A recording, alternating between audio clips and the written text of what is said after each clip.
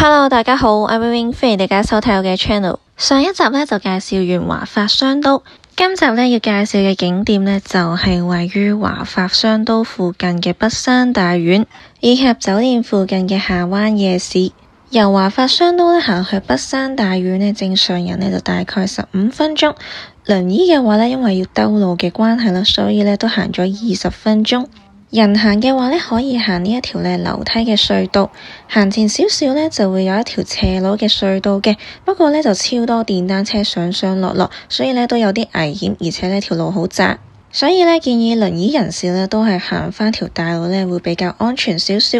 咁入到去北山大院呢，會有一條小路去分叉嘅，咁我哋呢就行咗一條呢比較闊少少嘅路，經過呢個公園呢再穿入去。仲未行到北山大院呢，呢一度呢就會有一個嘅紀念公園嘅。講返少少北山大院嘅背景啦，佢呢就係珠海嘅一個嘅文化嘅村落啦，由清代嘅官邸啦同埋祠堂呢改建而成嘅。而家呢就活化成一啲嘅文創小店啊，一啲餐廳，甚至係一啲嘅藝術打卡點。身處嘅呢個紀念公園呢，就係楊炮安嘅紀念公園，佢呢就係中共嘅革命家嚟。咁而入邊呢，亦都有一個兒童樂園。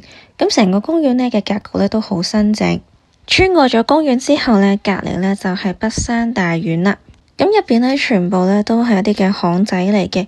咁所以呢，一啲橫街雜巷呢，對於輪椅嚟講呢，就真係有啲狹窄。無論係巷仔啦，或者係一啲嘅鋪頭呢，出邊呢都係有樓梯嘅。咁所以有時呢，行下呢，就又見到樓梯啦。咁呢，輪椅呢就冇辦法過到。咁好彩嘅係呢，今次呢帶咗手推輪椅嚟啦，咁所以呢，鬥起呢都可以跨過呢啲1、2級嘅樓梯。電動輪椅呢就可能呢真係要喺門口坐定定。去到夜晚6點鐘左右呢，北山大院嘅門牌呢就會着燈噶啦。入到去之後呢，第一個見到嘅呢就係楊氏祠堂。呢個位呢就寫住北山，所以呢好多人呢都企喺度呢打卡影相。咁上面呢亦都有啲燈飾呢，可以俾人呢企喺下面呢影返上去。咁北山大院呢，其實呢日頭呢已經開放噶啦，咁但係呢，有啲餐廳呢就有落場時間，所以我晏晝嘅時候呢就冇過嚟呢度食嘢啦，反而呢就夜晚呢先過嚟行下。原本呢都諗住呢揀返間餐廳食嘅，咁但係呢每間餐廳呢因為太細間啦，同埋呢個門口入唔到輪椅，所以最後呢我就決定放棄，去返呢酒店附近呢食返個海鮮餐。咁由於好多地方呢輪椅都入唔到，咁所以呢喺度呢逗留咗呢1、2個鐘頭呢，其實呢已經足夠噶啦。咁網上呢有啲資料呢就話可以安排1日嘅行程啦，或者半日嘅行程。如果大家呢對整手工有興趣嘅話呢，其實呢有好多商店呢都可以整呢啲嘅手工藝嘅產品。咁另外呢亦都有一啲嘅咖啡店啦，同埋精品店嘅。行到嚟呢個位置呢，就有啲嘅塗鴉喺呢間屋嘅隔籬啦。咁好多人呢都企喺度打卡影相嘅。咁但係其他嘅建築物呢，你話有冇啲咩特色可以值得影呢？我就覺得呢就麻麻地。好快呢，我行咗2、3條巷之後呢，就出返去呢個停車場嘅位置啦。咁原本呢諗住呢睇下附近呢有啲咩嘅海鮮食啦，或者係一啲嘅大排檔嘅，但係發現呢人哋呢入邊呢人影都冇隻，所以呢個店員出嚟呢招呼我哋呢入去呢，我都唔夠膽入去食。咁珠海呢買餸嘅物價呢，其實呢同深圳呢，我覺得就差唔多嘅，冇話呢特別平或者特別貴。見到有呢隻嘅皇帝金賣呢，咁我呢買返幾個呢返酒店食，其實都幾好食喎。不過最近返去深圳呢，就揾唔到呢個金啦。咁喺北山大院呢 call 車出返去食嘢呢，就要去返呢巴士站附近呢先有上車點嘅。咁我哋呢就揀咗呢一間呢，就叫做海鮮仔大排檔。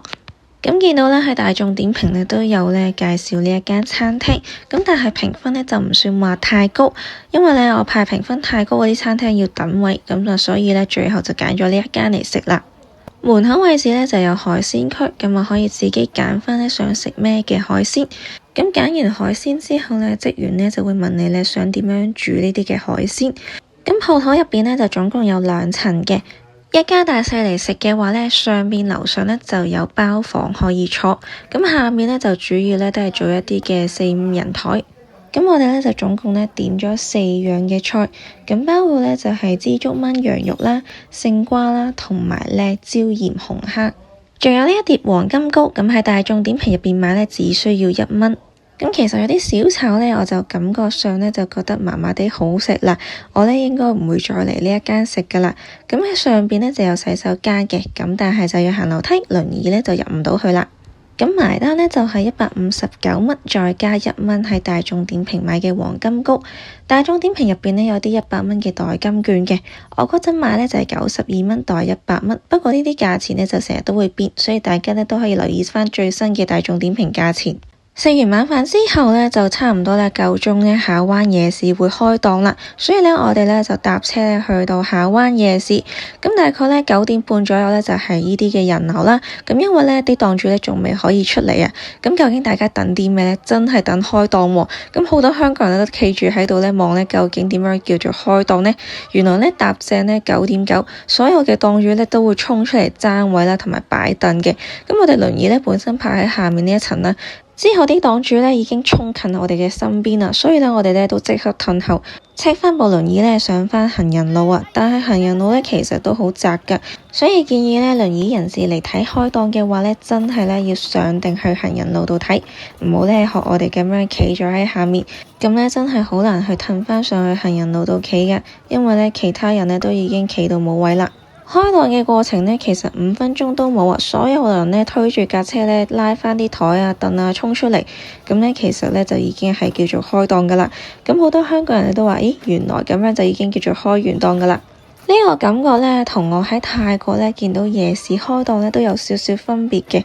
泰國呢就係用車呢直接呢去到嗰條路呢之後擺檔，呢度呢就係啲檔主呢推架車仔呢出嚟。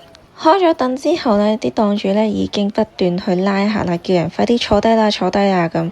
咁坐低咗嘅話呢，就代表呢你會食去嗰間鋪頭噶啦，佢已經即刻派啲餐牌俾你睇。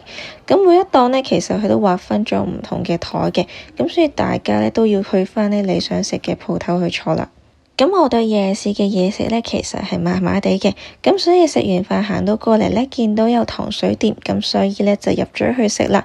呢一間嘅糖水店呢，就係位於商場嘅入邊嘅，咁去到呢，其實呢，下面呢就有一級嘅樓梯，咁輪椅呢，就需要呢鬥高呢先可以上到嚟嘅，咁但係電動嘅輪椅呢，就好難呢可以上到嚟啦。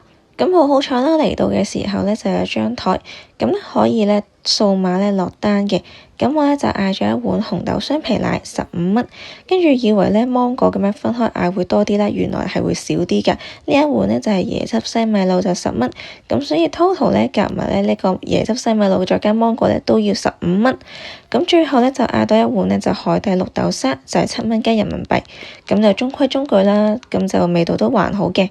咁發現呢，另外一個門口呢，其實係可以入到輪椅嘅。去返呢個後巷嘅後面呢，其實呢一個位呢就可以冇樓梯級。咁出面呢都有好多食肆㗎，咁有啲呢就冇開門啦。咁大部分人呢，其實呢都係聚集返喺夜市嗰度嘅，咁所以呢一邊呢就比較冷清少少。夜市呢條街呢，輪椅呢真係好難逼到過去啊。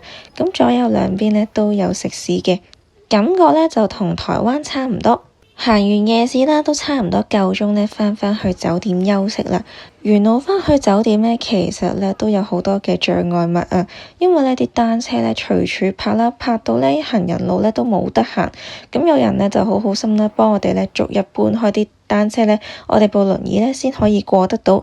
因為本身呢諗住行馬路㗎，不過呢實在太危險啦，所以呢我哋呢都唯有呢將啲單車呢搬開嚟行。喺珠海嘅第一日行程呢，就嚟到呢一度啦。下一集呢，我就會介紹呢喺珠海第2日嘅行程，就係去咗呢個圓明新苑啦。呢個圓明新苑呢，都真係好值得大家去睇下噶。行完之後呢，就去咗2個呢喺珠海比較出名嘅商場，包括呢有戶外啦同埋戶內嘅商場嘅。有興趣嘅話呢，就記得呢繼續收睇落去啦。我哋下集再見啦，拜拜。